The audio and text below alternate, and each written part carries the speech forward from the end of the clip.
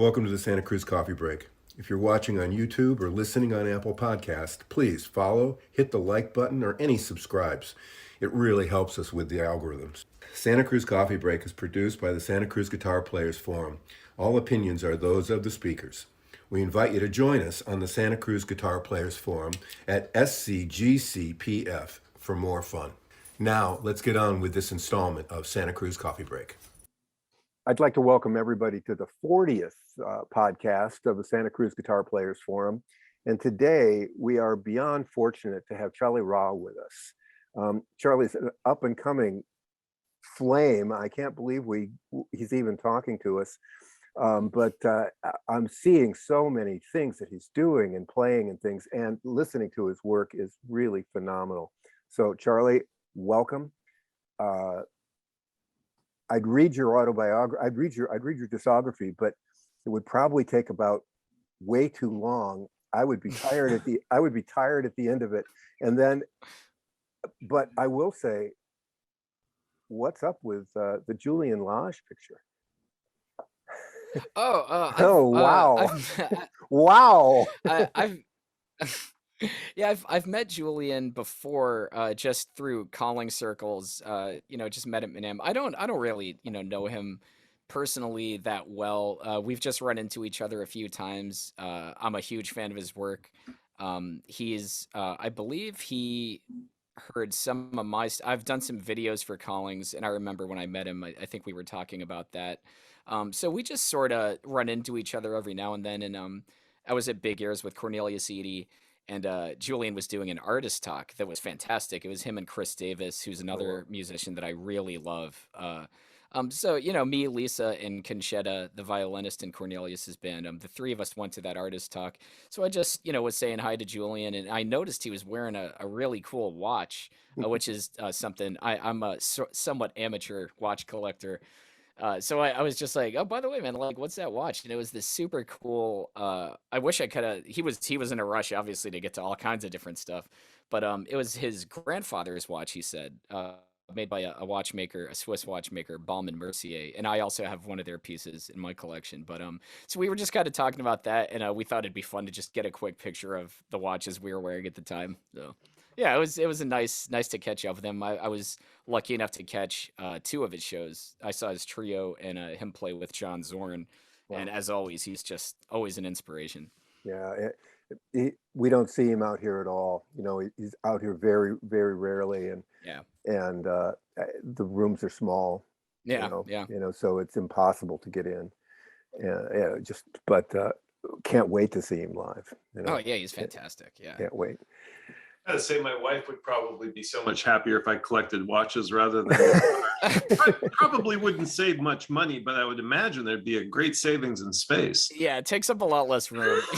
Well, that's a New York issue, though.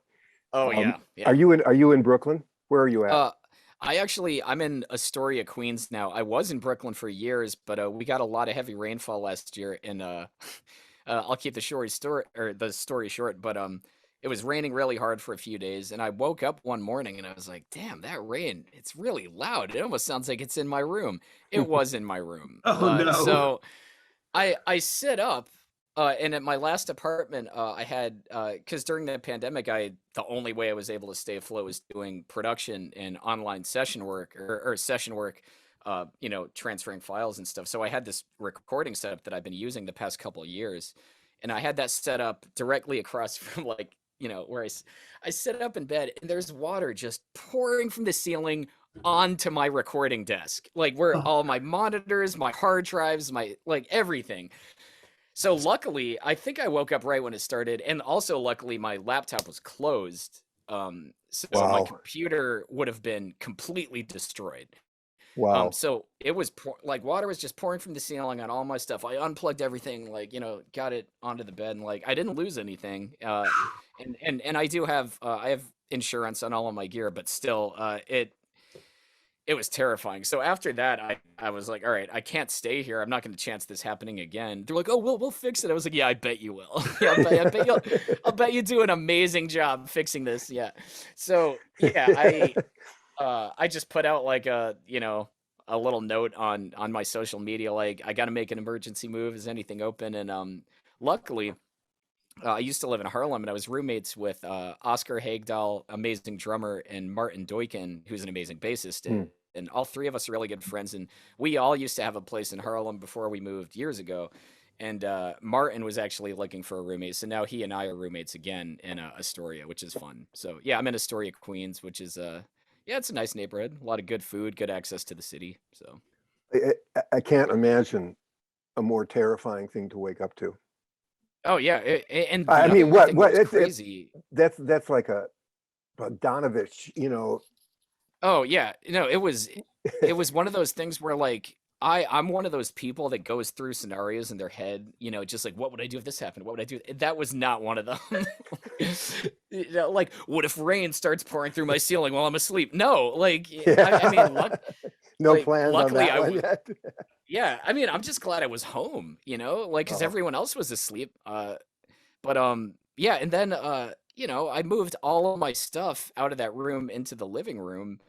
And I was still looking for a place while I was like sleeping on the couch in the living room of that apartment, and I was still working. So I was like, I remember I was playing at Rockwood Music Hall. I was just backing someone up doing a sideman gig, and my roommate texted me a video, and it was happening again in that room. Like water was pouring out, Oh God. and I had moved all my gear out, but I still had books and stuff in there, and I was like, can you please get my books out of there so I can at least still read?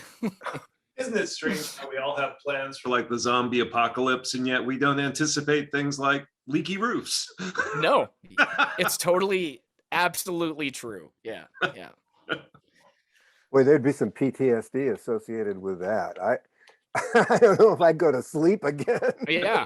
For a while until I was Oh, pretty yeah. secure with it. Absolutely. Yeah.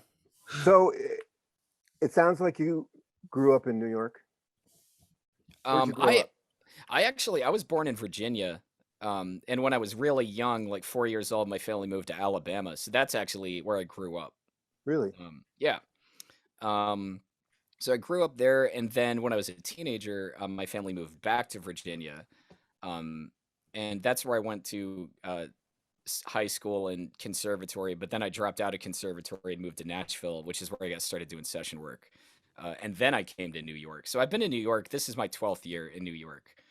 But yeah, as a kid and a teenager, I was bouncing around the Southeast. Don't you like the kid thing, Ted? Yeah. It's just 12 years in New York, and I don't know how many years in Nashville. And I'm feeling, I'm just going, God, when did he start? When he was 2? I mean, what? No, actually, yeah, I didn't start playing guitar till I was 13, actually. Before that, I was playing clarinet and saxophone in jazz groups when I was like in middle school and high school.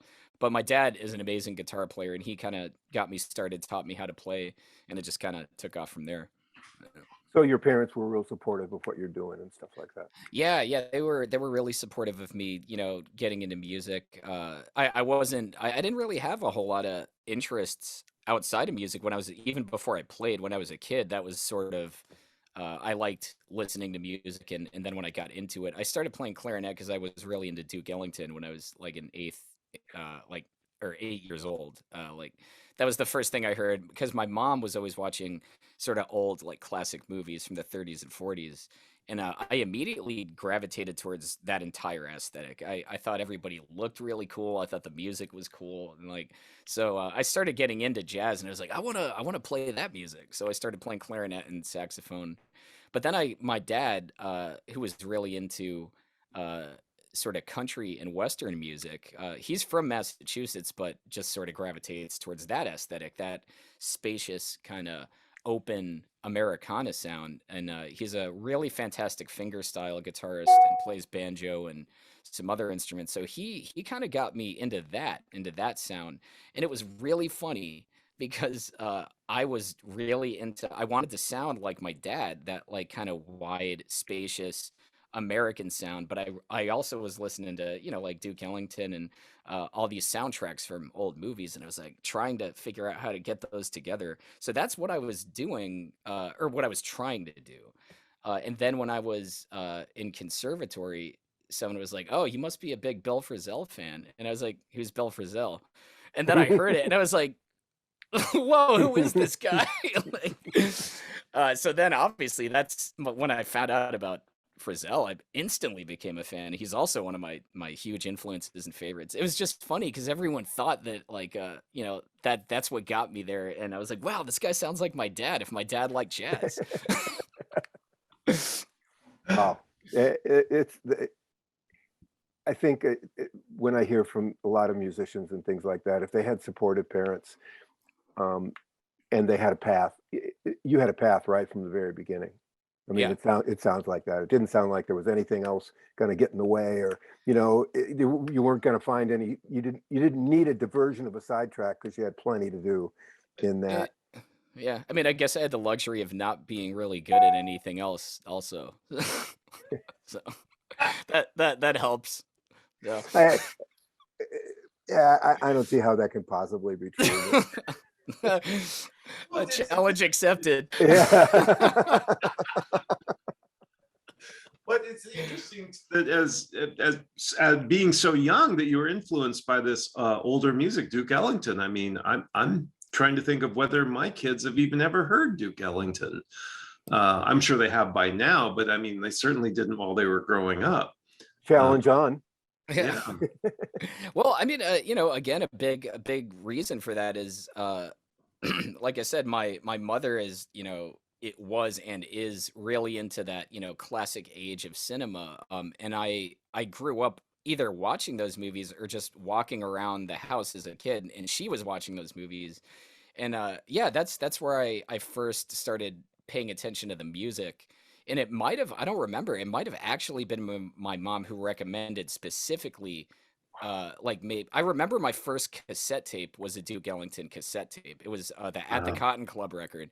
And obviously I didn't buy it because I was like 8. So so I know my mom bought me that cassette, but I can't remember if I had asked, if someone had told me about it, or if I had asked about it. But in any case, it's directly, my mom watching those movies is the direct link to why, as a small child, I was interested in that music. Wow. So it kind of took off from there. And then, my dad was always listening to, he's a huge Beach Boys fan. So that was always on in the car. And I remember really liking the guitar sound in that. I liked that it was clean, and I liked the reverb, and obviously I love the melodies and the songwriting and stuff. So that was another thing that I remember early on being like, oh, that's cool. I like that. Wow.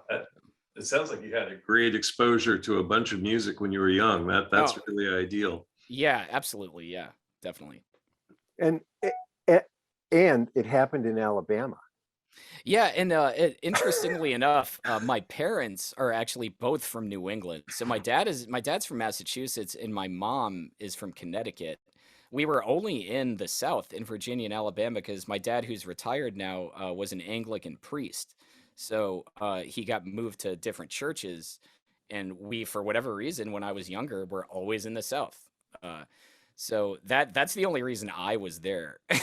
So it's funny because all my friends joke with me about this because I was born in the South and I lived there my entire life almost, but I'm not exactly a Southerner. So yeah, it was an interesting collision, but Yeah. also a lot of that music was really huge for me. So Huntsville, Alabama is where I lived as a kid, which is, I don't know, like I'm not exactly sure how far, but really close to Muscle Shoals, where all of those records were made. So, I remember hearing obviously country, like pop country music that was on the radio, but also like going out to diners and stuff with my family where they would be playing the older stuff, like Patsy Cline and Dolly and Loretta and all of that stuff. And I loved that music too. So that was a huge one that started that kind of, was what combined with listening to the music in the old movies and hearing my dad play acoustic guitar and sort of folk Americana stuff, and then hearing that older country music.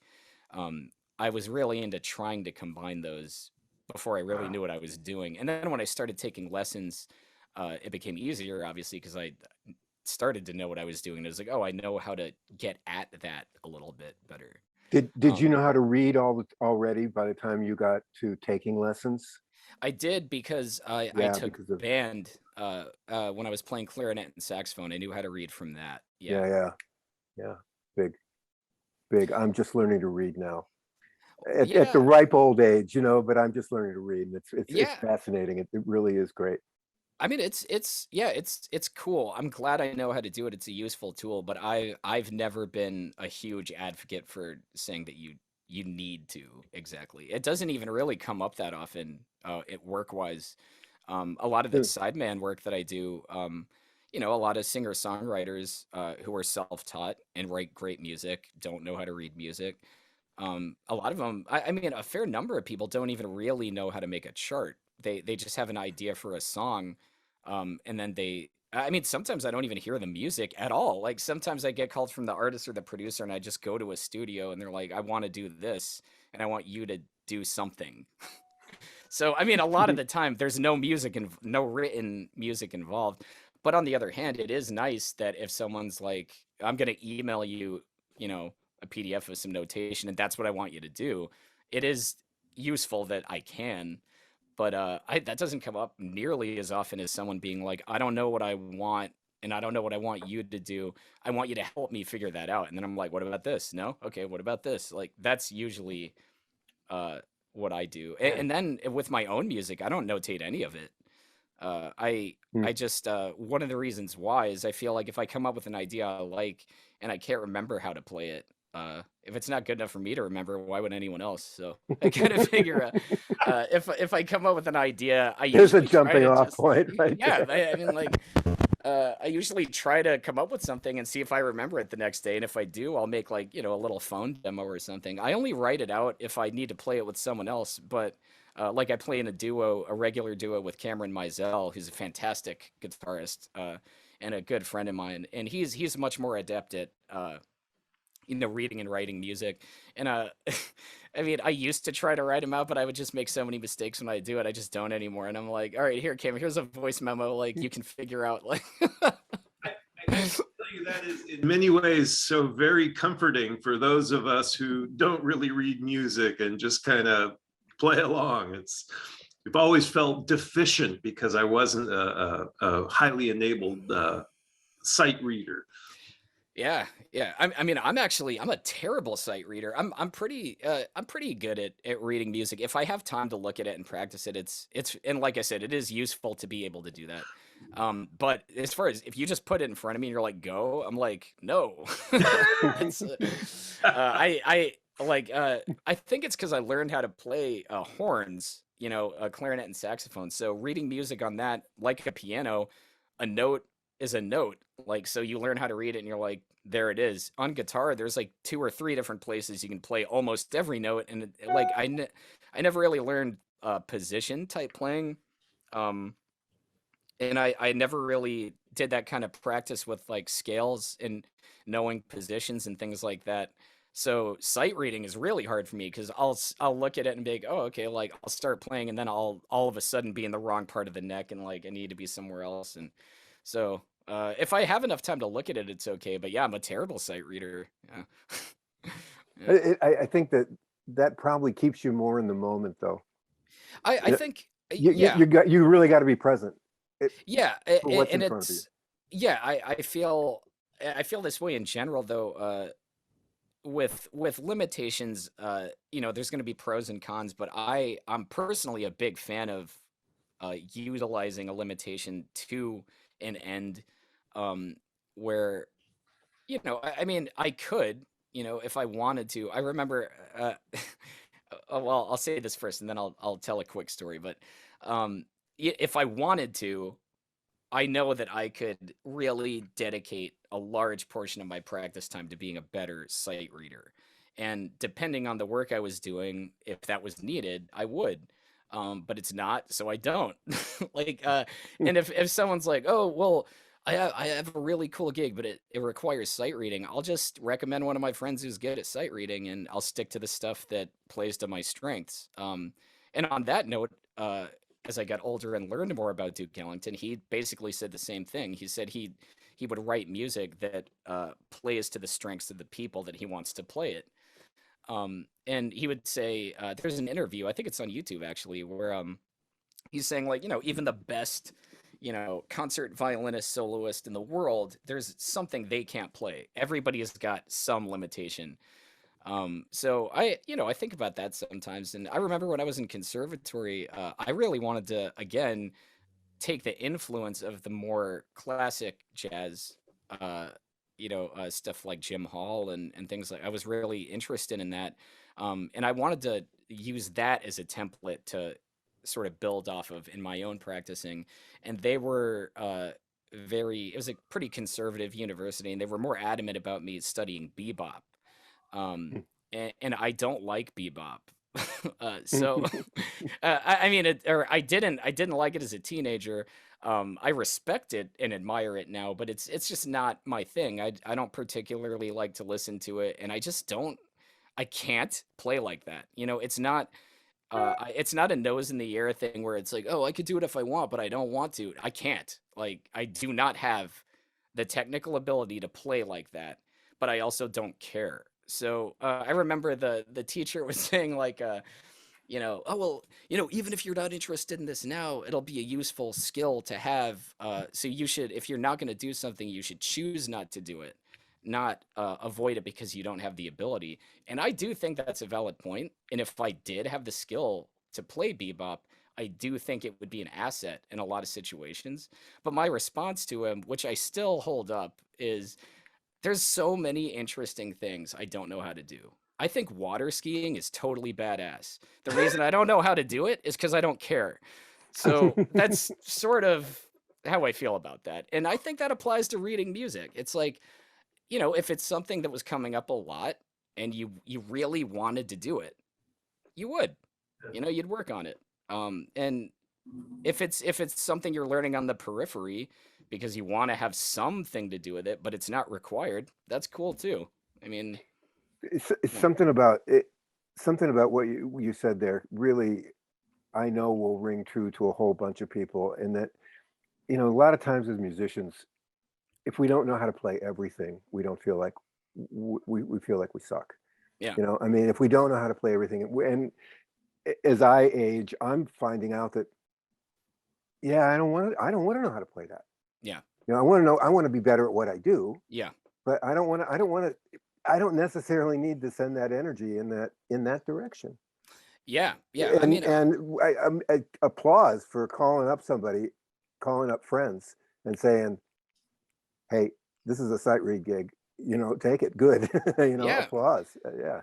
Yeah. I Great. mean, I have a lot of friends, you know, uh, I'm a very extroverted person, and I feel like I meet a lot of people, and I have a lot of friends who aren't, and they're perfect for a lot of gigs I get called for, and they do a way better job. So I feel like, it's probably better for everybody if I like pass that information along instead of just falling flat on my face trying to play a kind of music that I've never practiced before. But I also think there's something to be said for an approach to developing technique in a personal way as opposed to I guess a more understood way where I don't think that technique is one specific thing. And that's how it was presented to me. One of the other reasons I dropped out of school because I really don't like this idea where it's like you have to build technique and it was like used as a universal term. And I just don't really think that's true. I think the technique each person has is the foundation they're going to build the way they play on. And I think technique should be as personal as creativity. So, a player like Derek Bailey is another guitarist I really love. And he has very strong technique. It's just his technique. And there's plenty of guitar players that would hear it and be like, what's he doing? I don't understand it. And it's like, I mean, I like it and I don't understand it. But I, I think it's interesting because he clearly put so much time into making that technique. And that's more what interests me. So I guess the way I look at practicing is there's a way I want to sound, and hopefully it's a distinct sound. I really like the idea of people hearing me play and knowing it's me pretty quickly. That's what my hope is for what I work on. And by doing sideman and session work to make a living so I can do my own music, my goal is to build the type of technique that can be distinctly my own, but malleable and have elasticity to fit into other people's zones. And that's sort of, I'm more interested in that. I don't want to learn how to play like different styles of music. I just want to develop a technique that can be applicable in different styles of music. Like nobody's going to give me a call because like, man, that guy can totally replicate the sound of whatever. The people that do call me and are interested in having me play are like, well, I think, hopefully, that this guy's going to pay attention and he's going to bring what he has into this context with reverence. And to me, that's more important. And I feel like that's more what I think music needs. And I mean, Frizzell is a good example of that. He's somebody that is very versatile, but he's got a thing, you know. And I know there's a lot of Frizzell critics that would say like, oh, he just does the same thing, which I always like fight very hard when people say that. But I love hearing Bill Frisell actually as a sideman more than even his own music. And I love his music. But when he plays as a sideman, I think it's so cool that, you hear him playing immediately. You're like, I know that sound. Like, but somehow it totally works in this completely different context. Because I mean, I think it's important to listen to every style of music way more than it is to know how to play that style of music, if that makes sense. I want to listen to lots of different things and then bring that into the playing. Makes complete sense, and I did some work with the producer Joe Henry. Oh, I love Joe Henry. He's one of my favorite songwriters. Yeah. And that's one of the things he said is that when he's bringing somebody in for a session, that he wants to put different personalities, I guess, together. Yeah. Rather than saying I need a guy that can shred like Eddie or something like that. He just, how do these people work together? Yeah. And that's where it comes from. Yeah, I know Adam Levy does some work with Joe Yeah. Henry too. And he's a friend of mine, also one of my favorite guitar players. And we're getting ready to in May go to Austin. We're gonna do a workshop down there and do some playing together. But he's another guitarist like that, plays in all different kinds of contexts, but it's always him doing it. It's not him saying, "Oh, it's this kind of music. Let me go through my like arsenal of pedals and guitars and get that sound that music needs." It's no, he shows up with what he feels comfortable with and he crushes it every time. And that's why everybody calls him. Because he always does a good job and he's always himself and he shows reverence to whatever kind of music he's playing, just through the respect of the music. So to me, people like that, I mean, Adam and Bill as examples, and Joe, actually, I mean, Joe also, like when he's working with other people and when he does his own stuff, I mean, all three of them are actually, people that I listen to and follow very closely for that reason. Yeah, Because I feel like that's way more, it's just way more important. Julian's another one of those people. I mean, like, basically everyone we're talking about, some of the key factors are they know who they are. And because they know who they are, the world knows who they are. And I feel like there's a difference between that and just being able to flip switches and play any style of music. I don't want to be a robot. I want to be a guitar player. So, wise beyond your years, sir. I don't know about that. Yeah. Again, another challenge. Yeah. Another challenge. Well, let me think of the stupidest shit I can say. Yeah. But wise beyond your years in that case, because then there's complete satisfaction from every time when you show up. Yeah. Hopefully. Yeah. If you're playing someplace, you want to be there. Yeah, absolutely. That's great. I mean, I don't think you should ever play music. That's another thing. I don't think it's worth playing music you don't like. I mean, I would do the same thing. I would call another friend of mine that likes that music. I feel like I've seen it too much. I think we all have. If we see, an artist and they have like hired musicians, and it's very clear that the musicians don't really care about being there. They're just getting through the gig. I can't think of anything worse than that.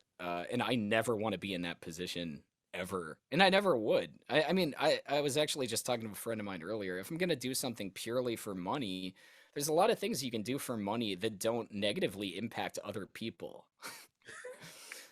So I don't want to be on stage insulting someone's music to make a couple $100. I think that's like the worst thing you can do as a musician.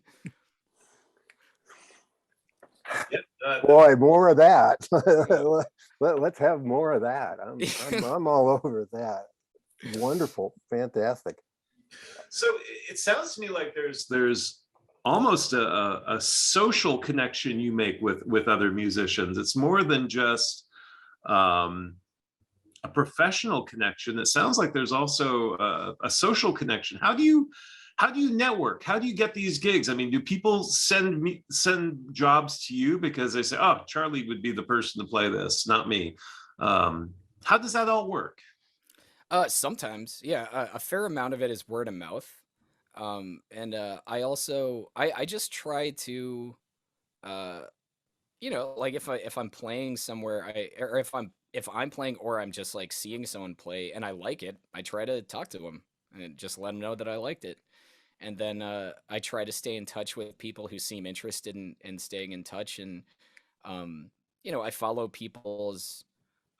follow what people are doing online, or be it social media or email lists or something like that. I try to be engaging, and I try to be actively engaging actually, with other artists, and not just other artists. Actually, I try to just be engaging with people who are involved in the things that I want to be a part of.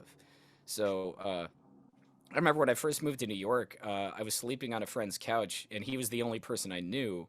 And I didn't have any connections and I didn't have any gigs. And I was like, well, how am I going to do this exactly? So one of the things that I did to get started, I always brought my guitar with me, even though I didn't have any gigs. And I would just like go to shows. And then people would be like, oh, you coming from a gig? And it'd be like, no, but hi, I'm Charlie. So I would just like find ways to like get people to talk to me if I couldn't find people to talk to. But I remember I would just look up people that I liked, because there were a bunch of people playing in New York at the time, that I was really into, especially Mary Halverson, who's one of my favorite guitar players of all time. Um, so I would see where she was playing, and I would go, see her play, and I would talk to the people that were at the shows. So not necessarily looking for networking per se, but just like I wanted people to know I was there. I wanted people to be aware that I existed. And I think that's the most important networking, actually, because at the end of the day, you need people to listen to your music more than you need to know other musicians if you want to build something, as an artist. Or that's just my opinion. There's a lot of ways to look at it. But for me, it's important to let everybody around you know that you're there. Like, announce yourself and be like, hey, I'm here, I do this. So I think it's really important to go see music. When I have the chance, I like to go see music, not just to support the artist, but I want to meet the people that are going to see that music. I want to know what the experience of a listener is for the artist that I admire, so I can get an idea Hmm. of how to approach it from the other side of being on stage. I feel like, in order to try to build, a listenership, for music that you write and that you perform, I want to have an idea of what it's like to listen to that music, be it a recording or listen to it performed. And I feel like getting in that headspace is very important. And a big way to get in that headspace is just talk to people.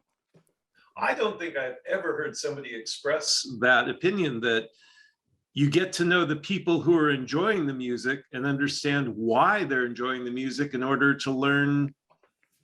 Wow, I'm letting that float around my brain here. I mean, it's getting mixed up with the water skiing playing guitar thing, but I mean, that's a really interesting perspective on it. I'm not even drunk yet. Just wait.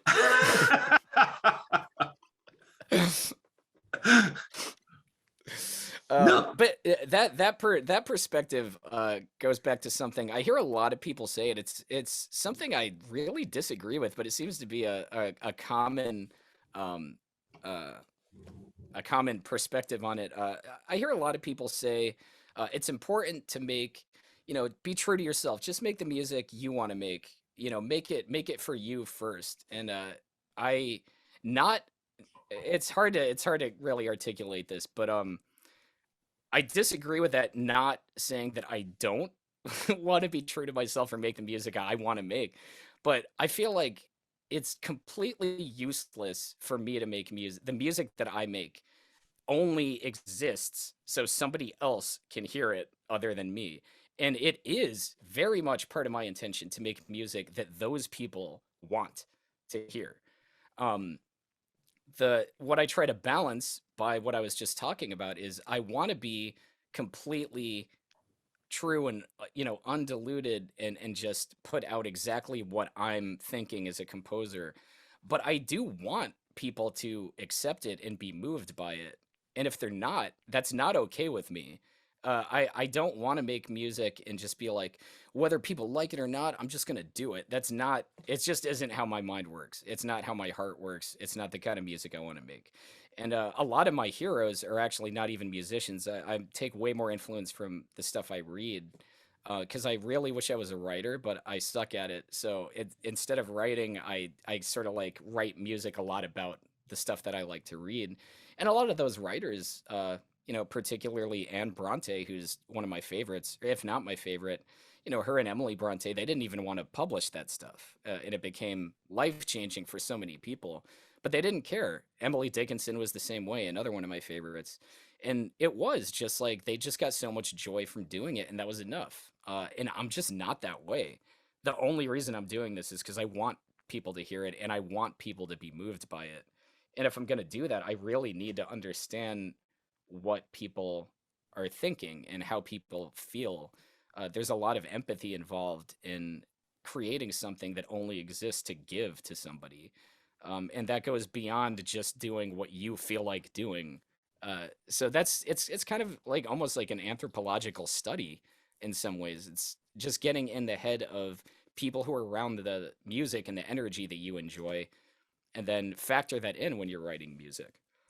No, seriously, that's a very, very unique perspective from everything I've kind of heard, and that's why I'm just absorbing it here. I've heard so many people say, "Oh, just do what you want to do," and just pursue that to the nth degree, and let people come to you and let them try and understand it. And then there are other musicians I've met who've like, oh, I'm going to play whatever it is that people are willing to pay me to play, because that's what's important, is getting that check. Yeah. But you're in a very interesting position there where you're somewhere in between the two of them. Not that it has anything to do with the check, but it has to do with making sure what you're playing appeals to people on some level. Well, I like that. That's really nice. I think another way to sort of get at that would be, if you think of, just pick somebody that's really amazing, somebody that you really admire and that you like. Chances are that person's going to be a good communicator. And really, that's all I'm talking about. I want to communicate. I don't want to talk at you. I want to talk with you. So I don't want to make music at you. I want to make music for you, if that makes sense. Someone who's a conversationalist and an empathetic listener is going to be interesting. You're going to like being around them, and you're going to want to hear what they have to say, but they're still going to be saying exactly what they think. They're going to be very genuine. They're going to be very original. They're going to be themselves. They're not going to be a people pleaser, but they want you to understand. I don't see the point, for me personally. I'm not putting this on any other musicians, but I just don't see the point in making music that is hard for people. I think the way that I prefer to challenge people is I want to put people in a place where they feel welcome, and through being welcome, they're invited to have a sense of wonder from the welcoming.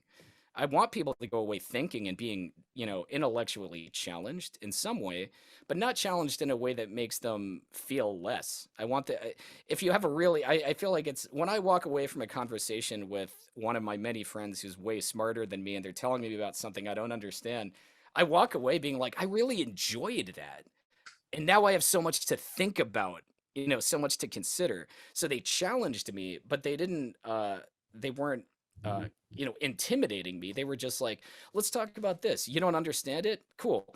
Let me try to explain it, and then I'll give you something to think about later. It's almost like you pull somebody in and then give them just enough to reach for as well. Or that's what Well, that's the goal. Who that's knows? exactly Yeah. that's exactly what you've done for me with this conversation. So I'm very happy. All right, good. Well, that's a start. If you can reach just one. Yeah. Well, we should talk. We should geek out a little bit on guitars and such, because that's kind of what we're into. Sure. Tell us. How do we get him to Santa Cruz, first of all? Oh, What's that? How do we get him to Santa Cruz? I mean, we have some great clubs out here. Yeah, The Columba. I've been, I go back and forth. I was going a lot before the pandemic, but I go back and forth a fair amount, but usually to, the LA area and sort of surrounding areas, just where I know people.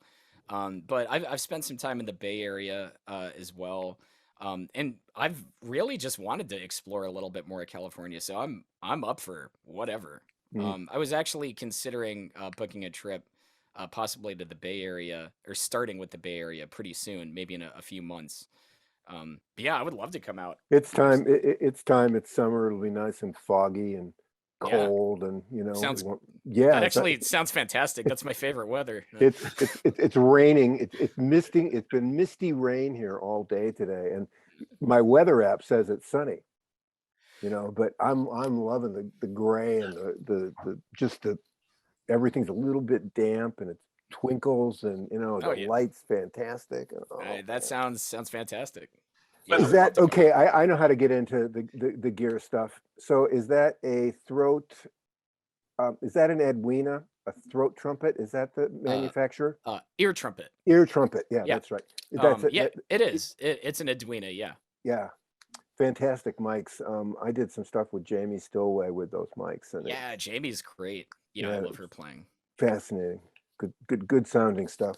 Yeah. What? Look at that. It's gonna go do something. It's gonna be part Okay. of the. It's Yeah.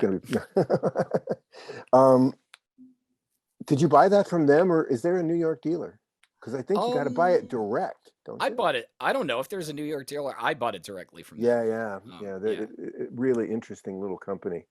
Yeah, And I love it. Ever since I got it a couple of years ago, I actually haven't used anything else for really, recording or live for acoustic guitar. Yeah. so your acoustics aren't pickups?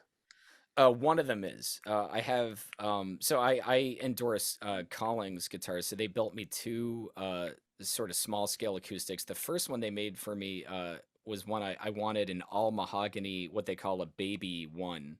So basically a 3/4 scale OM, pretty similar to that. But it's all mahogany, and I had a what is it? Trance Audio Amulet pickup installed in that one. So I used that one for a lot of the sideman singer-songwriter gigs and things like that. And I was using it. It was the only acoustic guitar I had for a while until the end of 2021. The seeds were planted at NAMM. Actually, I was talking to Mark Althans at the NAMM booth when I was out there, and I was like, man, I really want like a dedicated solo guitar for the stuff that I'm working on, and I've got ideas. So we started talking about that, and they made me probably my favorite acoustic guitar I've ever played up to this point. Their parlor model, but we made a few like subtle tweaks to it, and it's mahogany neck, sides and back. I prefer Sitka to Adirondack spruce. I just like the sound of it. And conveniently it's way cheaper, so that worked out. So it's Sitka and mahogany, but then they did their satin finish, which I'm a huge fan of. For more of a dry, sort of fundamental forward, open mid range. And I had them specifically set it up with silken steel strings from Labella, who I also endorse. And they're pretty much the only strings I use. Just they're kind of low tension, and I play very lightly. So they're perfect for the way that I play. And the way silken steels combine with the parlor is just amazing. It is. Uh, It's a great combination. You yeah. don't think about it very much, but it's a great combination. Yeah. I just heard somebody do it out here, and it was Oh, really, cool. really a cool thing. So it doesn't sound like you have a lot of guitars. No, I have four. I have two electrics and two acoustics. Kind Yeah, just like Eric.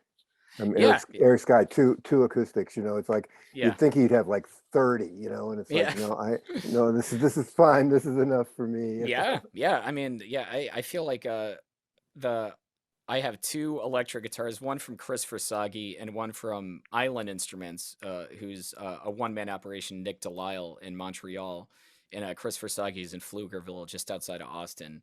And both of those electrics are also custom made with just like different things that I wanted.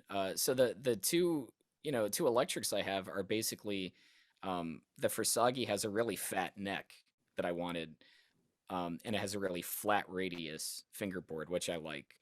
Uh, but it's made out of maple and swamp ash, the body, because I wanted the sonic sort of palette of a Fender, but I wanted the feel of a vintage Gibson. Because I love the sound of Fenders, but I really hate how round the radius is. It's just not very comfortable to me. And I love the way Gibson neck feels, but I really don't like how they sound when I play them.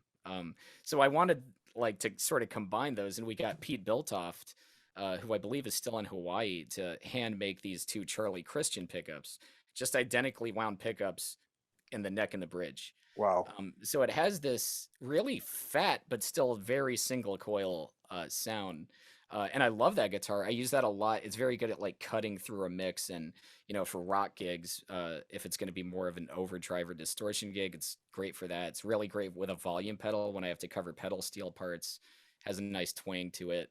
And then the Island it's like this big. It's tiny, and the main reason I wanted it is because I wanted something I could fly with and just not have any problems. You have to be a real asshole to not let me take that on a plane. I mean, it's like smaller than a violin case, so luckily I have no problems. But it's that one's really cool because it's a Peruvian walnut neck with no truss rod. It's just like a club, basically. Just a really fat, like really fat, again, flat radius with I think it's like a carbon composite fingerboard. So it's just really, it doesn't move. That's going nowhere. Yeah. Yeah, and I like just a flat setup too. I don't like any relief in the neck. So it's really great for that. And that has a really cool gold foil humbucker of just one pickup in the neck. And you can just get a lot of different, it's very microphonic, almost sounds like a piezo at some points. But I use that one a lot for singer-songwriters that are more clean, like less rock, more like folk and Americana stuff. It's just got a really nice, like sort of sparkly, but also has some bite to it. And every now and then I'll kick some overdrive on it, and it just sounds more sort of like a 60s like dirty guitar, which is really cool. So all the guitars I have serve specific purposes. So I'm not so much a guitar collector as I just need the tools that I need to get something done. And at this point, I don't really see myself getting another guitar, other than Nick is building me a bass, a miniature bass to match the miniature guitar he made me, which I'm super excited about. What scale length are you gonna try and do on a miniature bass? I'm like kicking myself for bringing the bass up as I was saying that, because I don't remember any of the details about it. That's okay. That's all right. but it's gonna be about that big. Okay. Wow. Like yeah. So it's I think I'm pretty sure it's a half scale, like basically a half scale of a normal bass. Wow. But he's made them before, and they sound fantastic. And we kind of messed with that by putting a P bass pickup, but in the neck. Because I like to play sort of like a lot of muted. I pretty much almost never play bass live, but I've been doing it a lot for session work, and I wanted something to really dial in the sound for that. So he's making it sort of like more of a warm, thumpy, like kind of dark setup bass.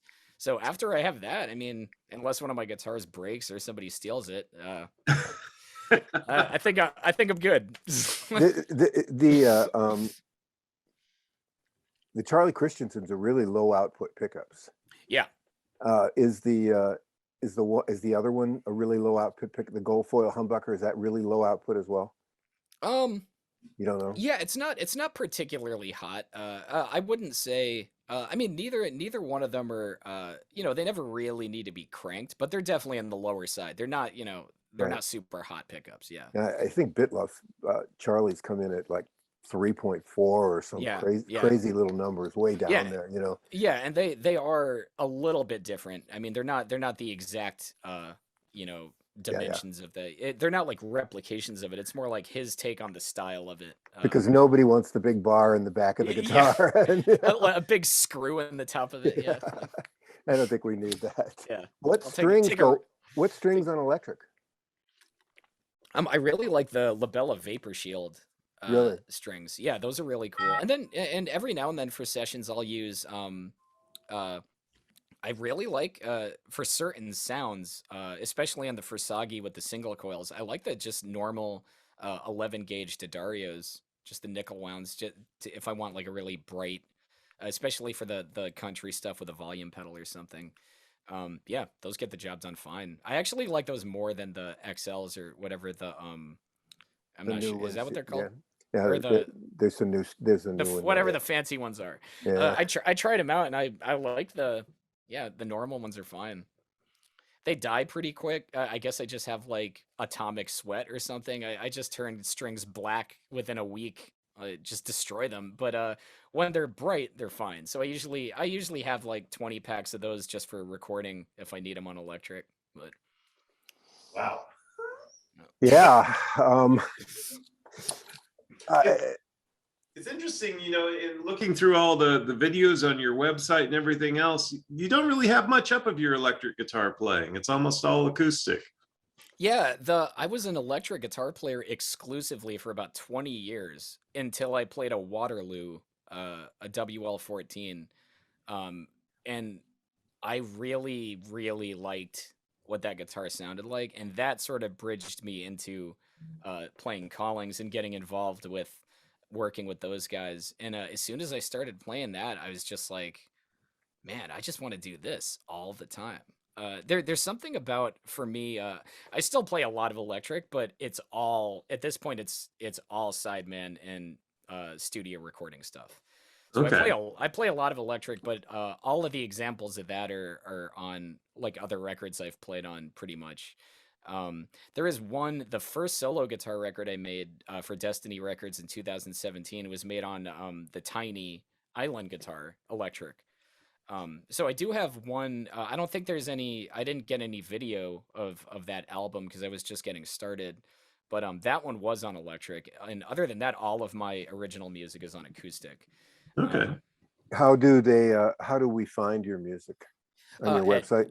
Yeah, at charlierauh.com, there's a music page, and I keep it updated when I release new things. Great. And then I also have a production page on there where there's mostly stuff. I do mastering too, so there's some stuff that I've worked on from other artists on there too.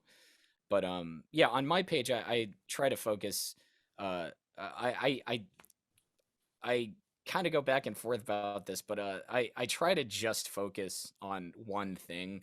It's like the music that I make, and not. I don't want the website to get like too crazy with a bunch of 20 different artists on it or something like. So on there, that's why there's mostly acoustic, because I'm like, well, this is the music I write, and I feel like that's what I am most invested in trying to get out there personally. So I try to just focus on that instead of making it sort of like a Denny's sampler platter or something. Even though I love Denny's. I think that when I traveled a lot, that was my Denny's meal, was 2 grilled cheese sandwiches from the kids menu with fruit. Oh yeah, you get 2 of them and fruit for $5. It was great, and they were hot and they were that's warm. a strong order. Yeah, it was a strong order. Yeah. It was, and the waitress, where's the kid? In the car, sleeping. Yeah, he's in the car. Sleeping in the car. I'm just getting it for him when he'll wake up. Let's let him just sleep, okay? Let's not. Meanwhile, she's hitting the security button under the desk. One time they did refuse to sell it to me. Oh and man, I had to buy the same thing, and it was like $11, and I just went, "Wow, that's yeah." I mean, how are you gonna turn that down? Yeah.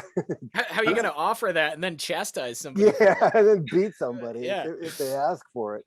I always thought that that's how you told where you were, as you looked at the Denny's menu, and if there were grits on it, you figured you were in the South. Yeah. That's pretty solid. Yeah.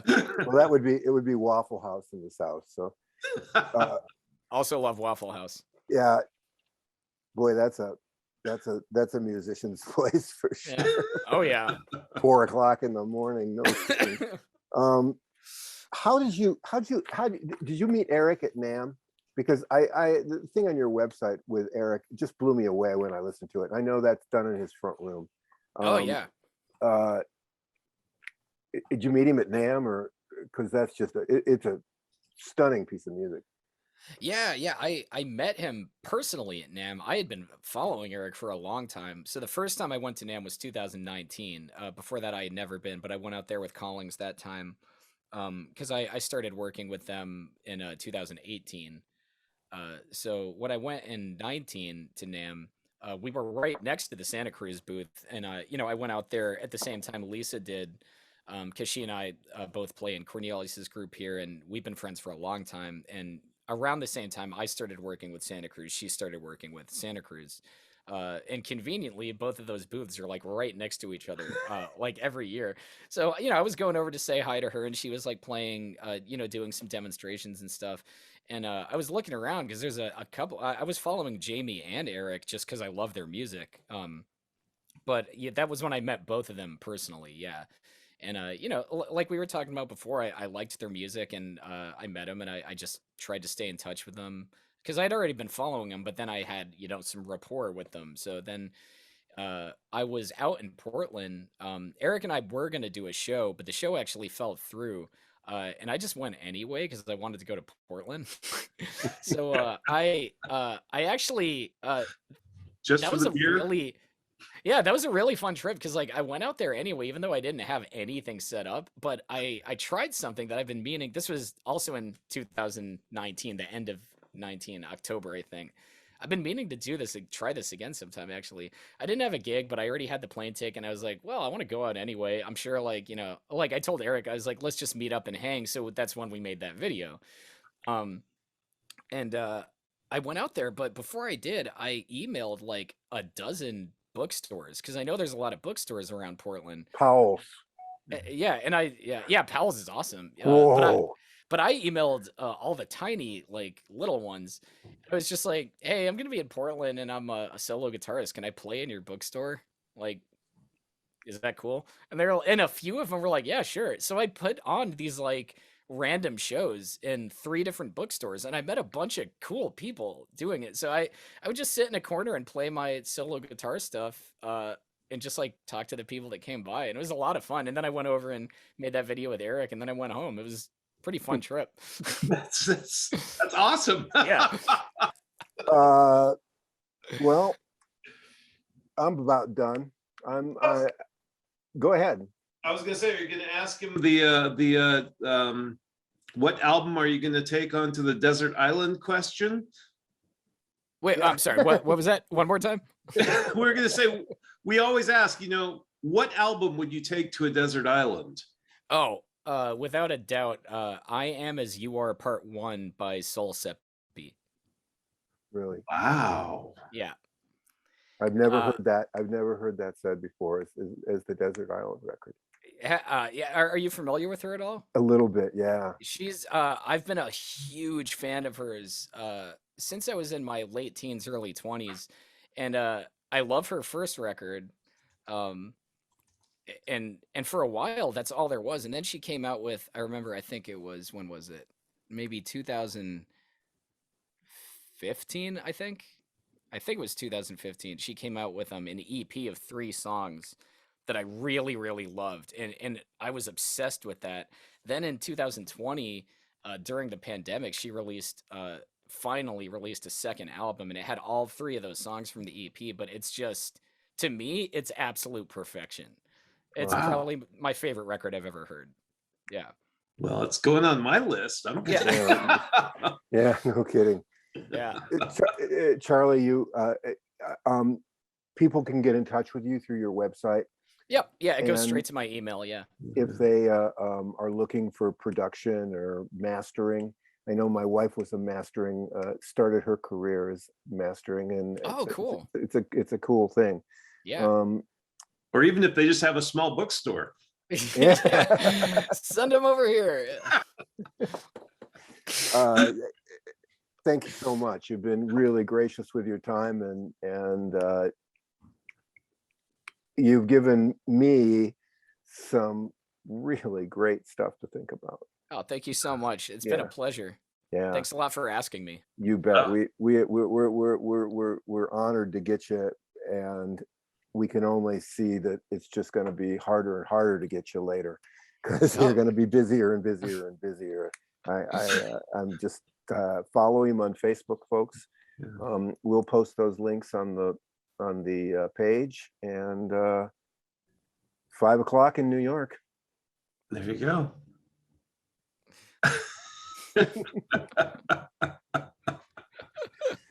Oh, have a great afternoon, Charlie. Thank you so much for being here.